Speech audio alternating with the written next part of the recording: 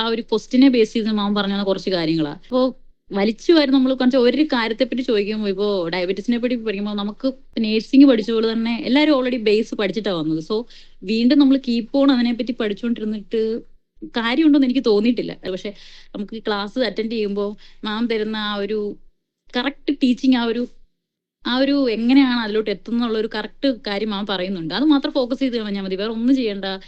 ക്ലാസ്സിൽ അറ്റൻഷൻ കിട്ടാൻ തുടങ്ങി, അവര് നമ്മൾ ചോദിക്കുന്ന കാര്യത്തിനെല്ലാം, അതിപ്പോ മാം ആയിക്കോട്ടെ വിസ്മയ ആയിക്കോട്ടെ, ചോദിക്കുന്ന കാര്യത്തിന് ഇപ്പം അത് അപ്പം കിട്ടിയില്ലെങ്കിൽ ഒരു പിന്നീട് പറഞ്ഞു തരുമ്പോൾ നമുക്ക് കിട്ടുന്ന ഒരു സാറ്റിസ്ഫാക്ഷൻ ഉണ്ട്. കണ്ടത് ഇങ്ങനെയാണ് എല്ലാവർക്കും ക്ലാസ്സിൽ എൻഗേജ് ചെയ്യാനും ഡൗട്ട് ചോദിക്കാനും അവരുടെ ഒരു എല്ലാ മനുഷ്യർക്കും പല രീതിയിലുള്ള ഇതാണല്ലോ. അപ്പൊ അതൊരുപാട് ഹെൽപ്ഫുൾ ആയിരുന്നു.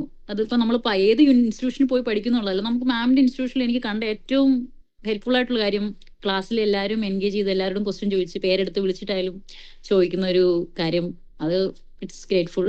ക്ലാസ്